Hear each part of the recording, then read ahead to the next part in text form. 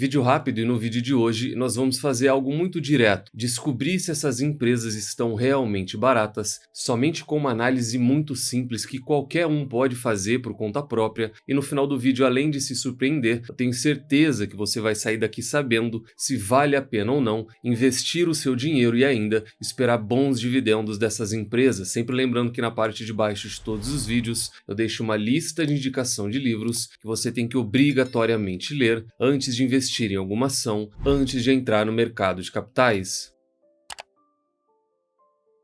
Antes disso, e bem rápido, passar pela Vale e Cosan, que podem ter duas movimentações importantes e de grande impacto para quem é sócio das empresas. No caso da Vale, voltou à tona aquele julgamento bilionário sobre a empresa, são mais de 20 bilhões de impacto direto no resultado. Isso daqui, por mais que tenha sido suspenso, cedo ou tarde a gente vai ter uma decisão, seja ela favorável ou não, mas vale seguir acompanhando porque vocês viram o valor, o impacto ele pode ser muito alto na cotação da empresa. E o segundo movimento da Vale foi a compra de uma fatia que ela tem em uma joint venture com a BioSteel. E agora a Vale ela passa a ser dona de 100% da BioVale, que é a joint venture. Elas só pegaram as iniciais das duas empresas e criaram uma nova. A Vale hoje está cotada a R$ 54,00, uma queda nos últimos 12 meses de 17%, uma pequena melhora. Recentemente a gente viu uma queda acima de 20% no último ano e provavelmente puxada por uma pequena melhora aqui no minério de ferro. Hoje ele está a $104 e a Vale hoje de 10 casas que cobrem a empresa, 6 recomendam compra, 4 recomendam manutenção e ela não tem nenhuma recomendação de venda para a empresa. E sobre a Cosan, parece que esse momento ruim dela nunca vai acabar. A empresa hoje, depois de cair 6% nessa sexta-feira, ela está caminhando a passos largos para entrar oficialmente na casa dos R$ 6. Eu, inclusive, mandei lá nos nossos grupos do WhatsApp e do Telegram que é bem possível que ela vá buscar essa cotação ainda essa semana. E como se isso não fosse suficiente, um grande incêndio que foi noticiado nesse final de semana aconteceu em uma das investidas da Cosan, que a gente está falando da Moove. Lembra aquela empresa que teve abertura de capital, o IPO dela lá no mercado americano cancelado, que de acordo com a empresa o momento não era favorável, mas a verdade é que houve pouco interesse nesse lançamento, principalmente por conta da precificação. E não para por aí, a Raizen ela teve que vir ao mercado para negar um rumor de aumento de capital para reduzir a dívida do grupo Cosan. Quando começam a vincular esse tipo de notícias, por mais que a empresa negue, sempre tem alguma coisa já acontecendo por trás dos holofotes. Por mais que isso seja especulação, a Raizen pode se desfazer de ativos, ela pode vender alguma operação, só que vendendo, ela vai ao mesmo tempo diminuir o tamanho da empresa, diminuir o EBITDA e a receita dela. E já no caso do aumento de capital, isso não acontece. O que acontece é diluição do sócio, diminuição e prejuízo pro minoritário, só que a empresa mantém receita, ela mantém o EBITDA e ainda consegue lidar, ou pelo menos melhorar um pouco dessa dívida imensa que ela tem. A Raizen, ela está na menor cotação da história. No último ano, por exemplo, a empresa caiu quase 55%, coberta por 13 casas ou 13 analistas. Ela tem 9 recomendações de compra, 4 recomendações de manutenção e nenhuma recomendação de venda. No comentário rápido, isso daqui provavelmente não é voltado para qualidade, gestão ou algo do tipo da empresa, é muito voltado para a oportunidade de preço do ativo, que tem tudo a ver com o que a gente vai estudar e falar agora, só que voltado para o setor bancário. Questão preço, elas estão realmente descontadas, porque tudo isso daqui a gente já sabe, que o Itaú trouxe o maior lucro da história, ao mesmo tempo trouxe uma bonificação de 10% para quem é sócio, que o Santander melhorou em 75% o resultado dele, que o Bradesco foi melhor ainda, trouxe um resultado 95% superior e ainda assim tem a pior sequência de quedas de toda a história do banco. Então será que essas empresas, elas estão realmente baratas? E partindo do princípio que quando a gente investe em alguma ação, a gente está comprando uma parte do lucro futuro dessa empresa, qual é esse lucro? Qual é o valor e o desconto que o investidor está pagando se ele estivesse comprando essas empresas hoje? E você não precisa ser um analista financeiro ou um investidor profissional para fazer esse cálculo e chegar na conclusão que a gente vai chegar. Pelo menos não você que segue e estuda todo dia o mercado financeiro aqui com a gente. Precificar uma ação sempre vai começar com uma estimativa, é sempre sempre olhando para o futuro e trazendo um resultado esperado. Com base nisso, nós podemos estimar um fluxo de caixa até o valor justo e no caso de hoje nós vamos ver é o PL projetado e ele nos dá uma ideia de quanto nós estamos pagando hoje pelo lucro delas amanhã. Será que a gente está pagando caro? Será que a gente está pagando barato? Isso é algo primordial que todo investidor profissional faz, mas também é algo simples e a partir de hoje você também vai poder fazer isso em todas as ações que você quiser. O setor de bancos, ele tem um PL projetado hoje de 5,6 vezes contra uma média acima de 8 vezes. Só que aqui a gente fala da média toda, é olhando para o resultado e para a estimativa de todo o setor bancário, que nesse relatório que está bem atualizado, a expectativa de crescimento de lucros ela diminuiu. Antes ela estava acima da casa de 2 dígitos e hoje o mercado já espera que o setor bancário cresça somente 9,1% nos seus lucros. Só que aqui é falando de todos os bancos e a gente quer saber e vai fazer de maneira individual para cada um dos 4 bancões.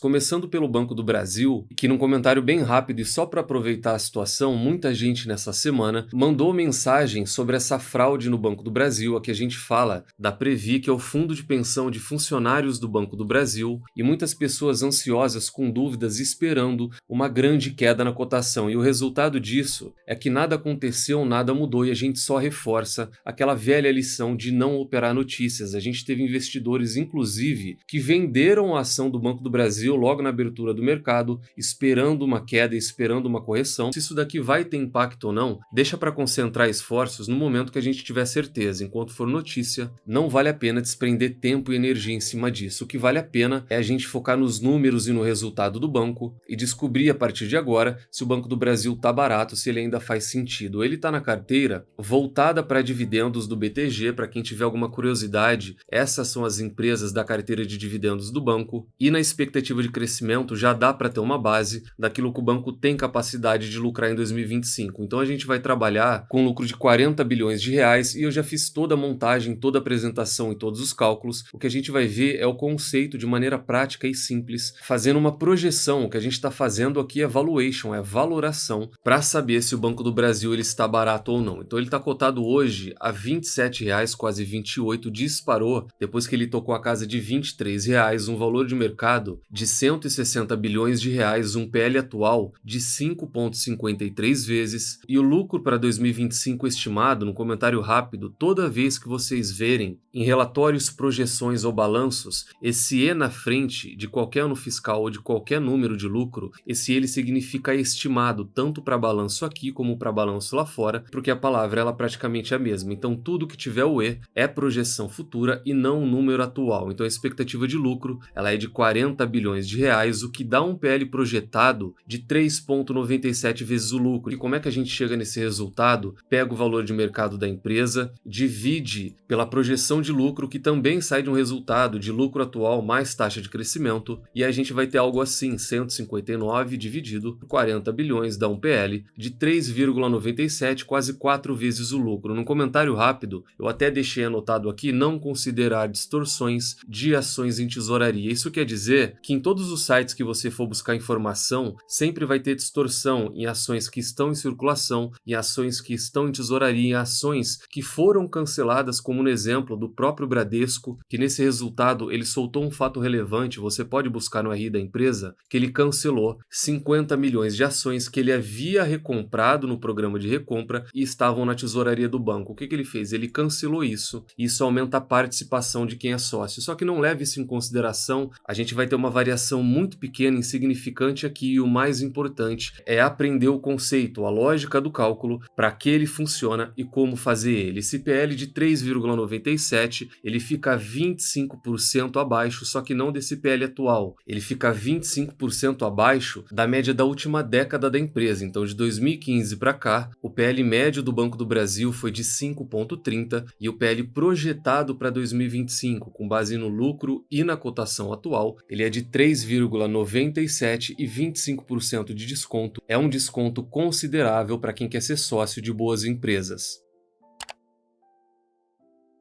fazer o mesmo para o Bradesco agora, que está cotado a 10,89, um PL de 6 vezes o lucro e um dividend yield atual de quase 10% para quem é sócio. O Bradesco ele trouxe um resultado que ficou acima da expectativa do mercado, a rentabilidade melhorou, margens melhoraram, mas o mercado, apesar da maioria recomendar compra, eles já veem uma recuperação muito mais lenta no caso do Bradesco, que vem melhorando de maneira gradual tanto o lucro quanto a rentabilidade, vem trabalhando na eficiência, diminuindo o número de agências e de pontos de atendimento. E para esse ano, por mais que a expectativa tenha diminuído, o mercado ainda espera uma melhora no balanço e nos números do Bradesco. Para 2025, o mercado espera um lucro de 22 bilhões de reais e um ROI entre 13 e 14% para o banco. Então, com base nesses números, será que o Bradesco, custando 10,89, ele está descontado para quem compra ação hoje, mas foca no resultado futuro da empresa? O valor de mercado atual ele é de 121 bilhões de reais, o PL atual é de 6,72 vezes o lucro, e o lucro projetado, a gente viu ali, ficou no meio da faixa. No comentário rápido sempre tem pior cenário, o cenário ok, aquele cenário do meio que é que a gente está se utilizando, e o melhor cenário, mais otimista, na hora de fazer a valoração de alguma empresa. Então a gente está usando 22 bilhões de reais de lucro nesse ano, o que dá um PL projetado de só 5,4 vezes. Então joga o valor de mercado em cima da expectativa de lucro, chega no PL de 2025 para quem compra hoje, com base nessa cotação do Bradesco. Isso dá um desconto frente ao PL histórico muito forte de 37%, e a gente chega nesse número encontrando o PL projetado desse ano com base no lucro e comparando ele com a média dos últimos 10 anos do Bradesco. O Bradesco, assim como o Itaú, ele sempre tem números maiores, ele nunca é uma empresa que fica descontada na questão preço sobre lucro e até mesmo no PVP, que é o preço sobre valor patrimonial, onde ele também é o banco mais descontado hoje. Então ele tem uma média de quase 9 vezes o lucro na última década, só que o PL dele para 2025 ele é de 5,46 vezes, um desconto de quase 40% na cotação. E num comentário rápido, algumas pessoas devem estar fazendo esse cálculo de 5,46 sobre esses 8,65 que vai dar esses 37%, só que para ela voltar a esse PL de 8,65 saindo de 5,46, a alta ela tem que ser muito maior que isso, ela vai ultrapassar tranquilamente a casa de 50% de alta para voltar a patamares normais se a gente fizer esse cálculo inverso, focando na valorização da cotação.